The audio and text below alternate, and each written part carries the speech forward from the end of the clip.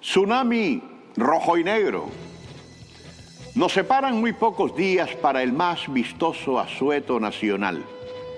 y de histórica y masiva movilización humana en Nicaragua. Me atrevo a decir que somos uno de los muy pocos países, seguramente del mundo, que en su calendario tienen una fecha de tan altísima connotación que es capaz de hacerse escuchar más allá de sus fronteras, por la revalidación de los compromisos que asume con una visión profundamente social y transformadora, pero vivida con un sello indiscutiblemente místico y religioso que impone a tener del fenómeno una lectura científicamente sociológica. Me refiero, por supuesto, a lo que sucedió un 19 de julio de 1979, hace ya casi 44 años, que marcó la victoria sobre la dictadura dinástica más asesina de América Latina, aquella encabezada por Anastasio Somoza Debayle, que no solo fue un dictador vencido, sino el último marín del ejército de los Estados Unidos en nuestra patria. Esa fecha, año con año, es vivida bajo el efecto de sentimientos encontrados, porque para llegar al gran acontecimiento explosivo de la revolución, precedieron históricas leyendas de prohombres que, ciertos del peso de sus ideales, siempre supieron que iban a morir y en consecuencia dejaron muy claro el significado de aquella frase de ir hasta las últimas consecuencias. Como dije, yo encuentro en el universo de todo lo que significa el sandinismo la razón mística y religiosa de una filosofía,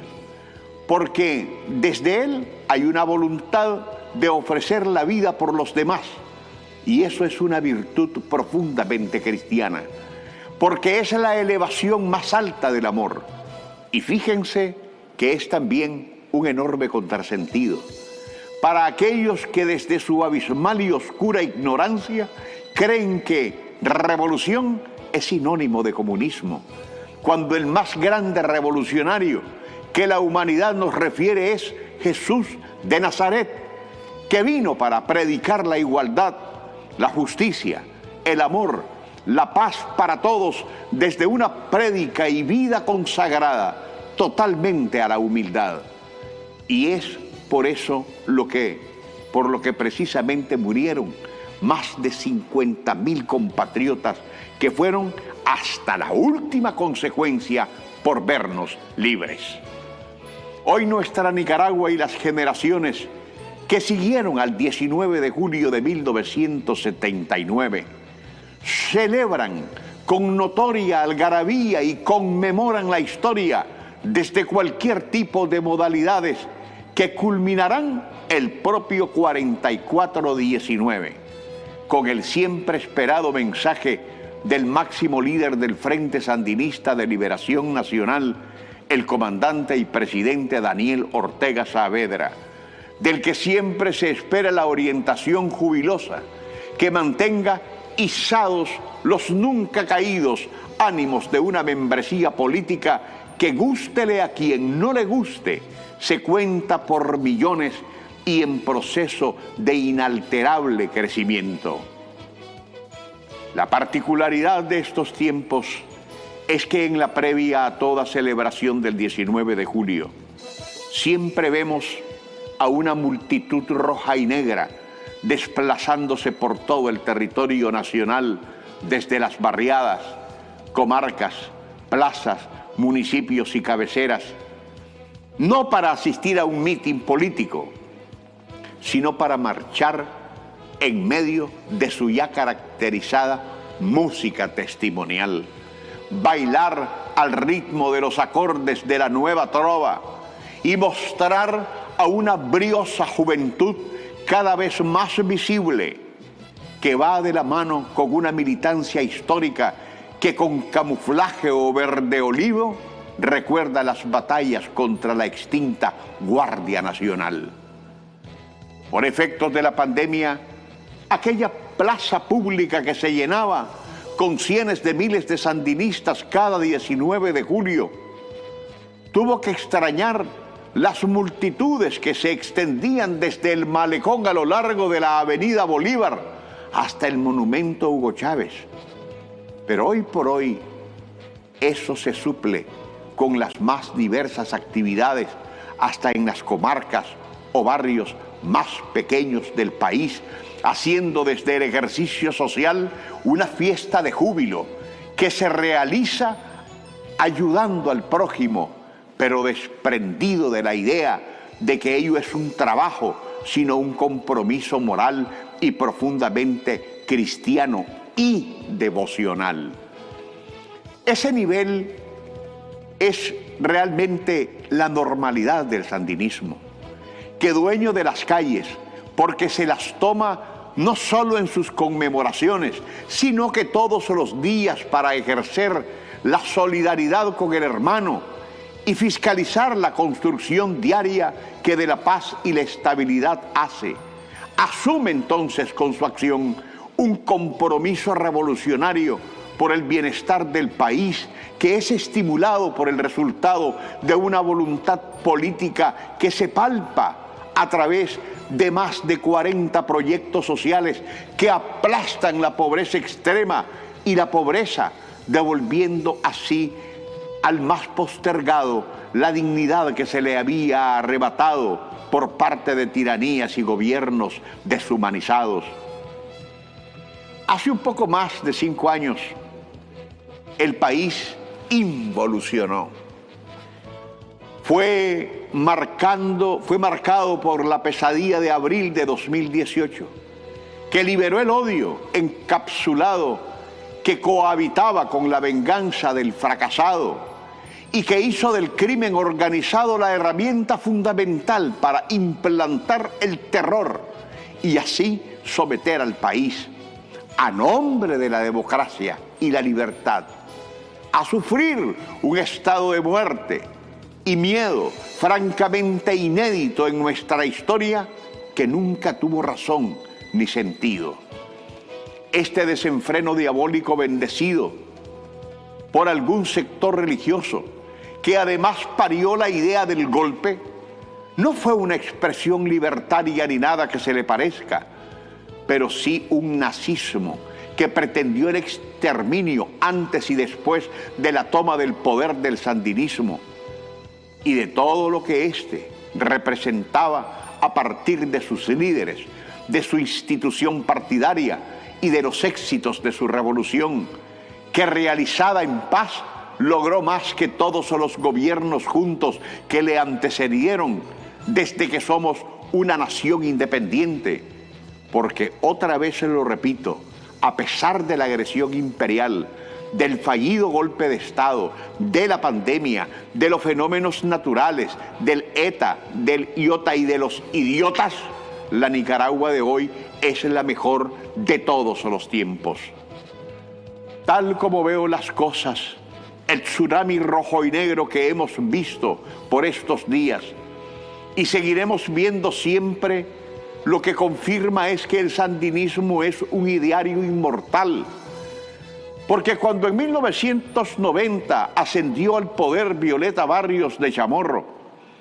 tras la primera derrota electoral sufrida por el FSLN, la entonces Unión Nacional Opositora, a la que yo también pertenecía, como parte de su estructura mediática, pretendimos acabar con el Frente Sandinista, que debilitado por el daño que le hizo el MRS de Sergio Ramírez M., lo asediamos de tal forma que lo victimizamos. Y Daniel Ortega, que apostó por mantener vivo a su partido, aglutinó a la base sobreviviente para ponerla en modo de defensa y entonces proclamó gobernar desde abajo. Y por mucho que se intentó, después con Arnoldo Alemán y más tarde con el ingrato y tristemente célebre de Enrique Bolaños, de fastidiosa recordación, no se pudo. Por el contrario, el sandinismo fue ganando terreno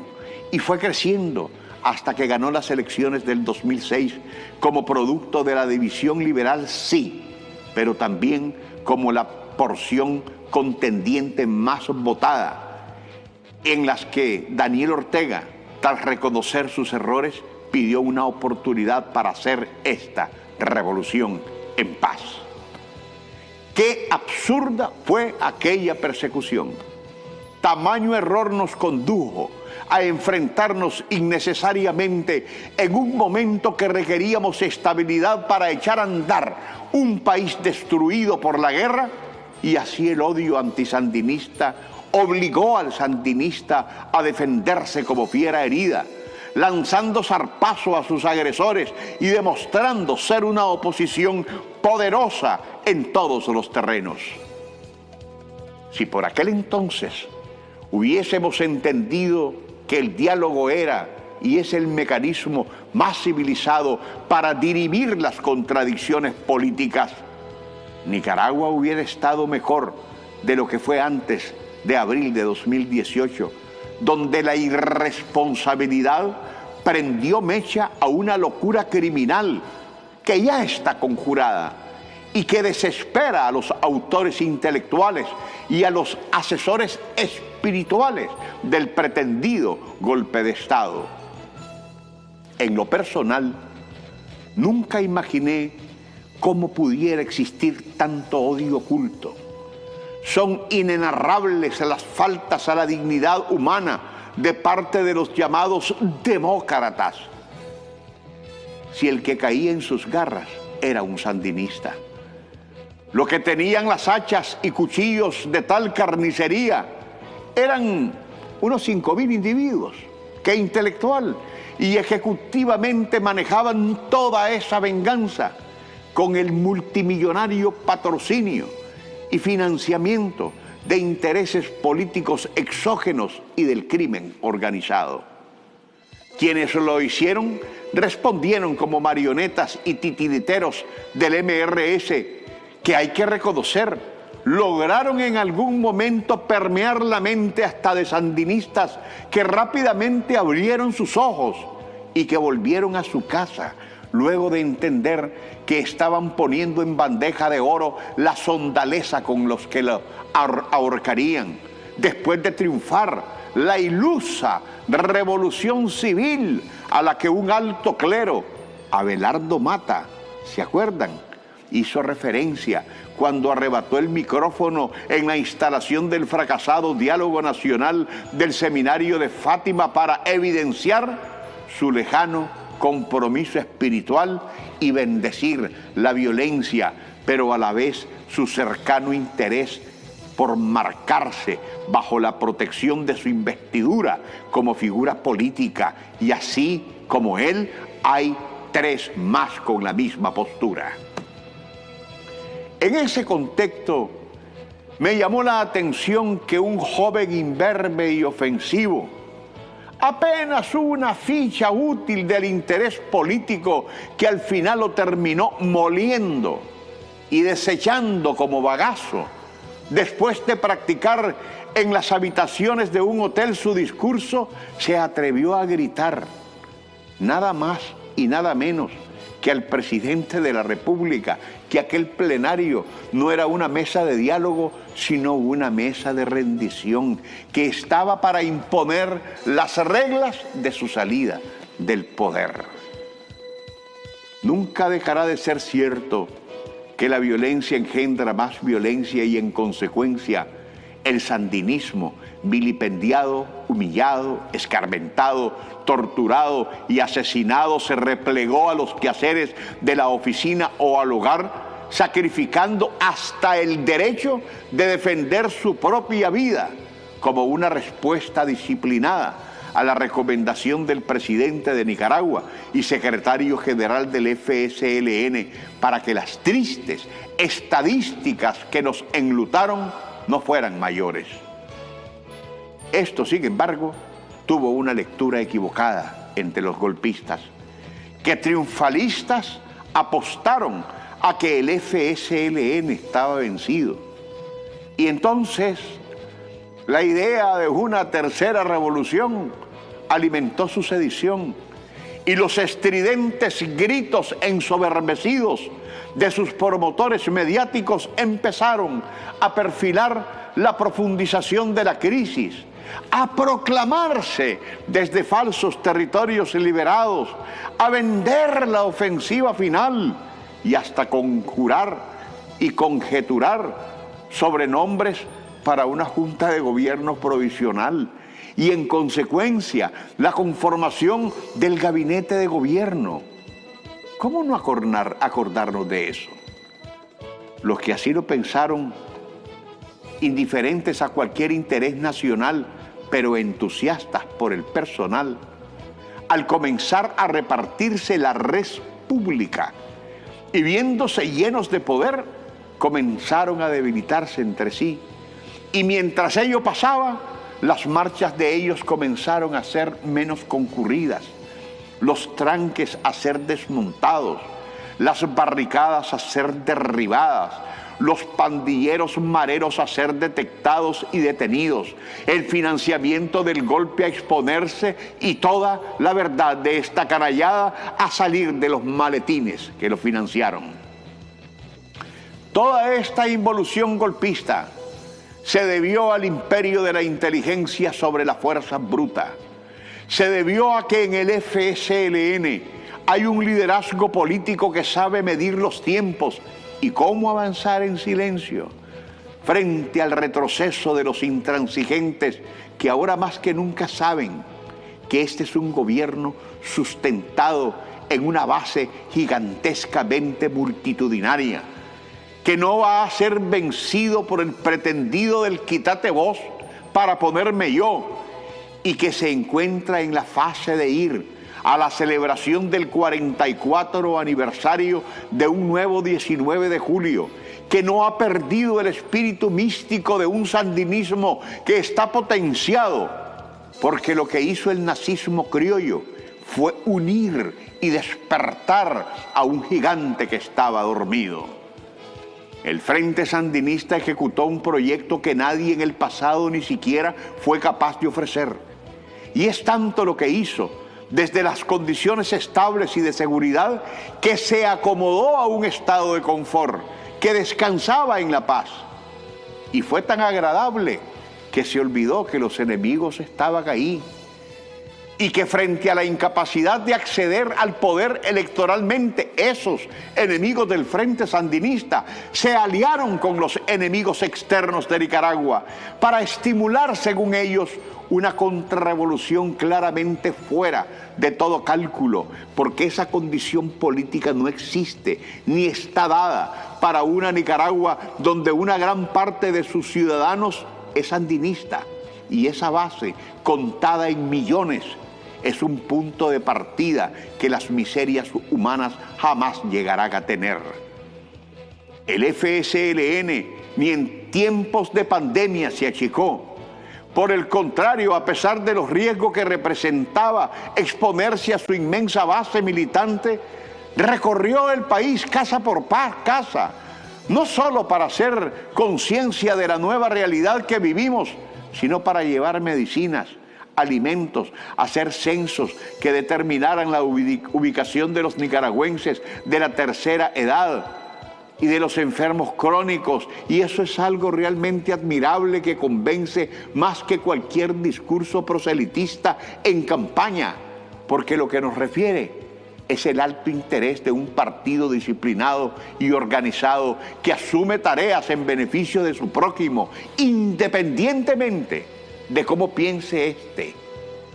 Y eso marca una gran diferencia entre la revolución y el fascismo. Que Dios bendiga a Nicaragua.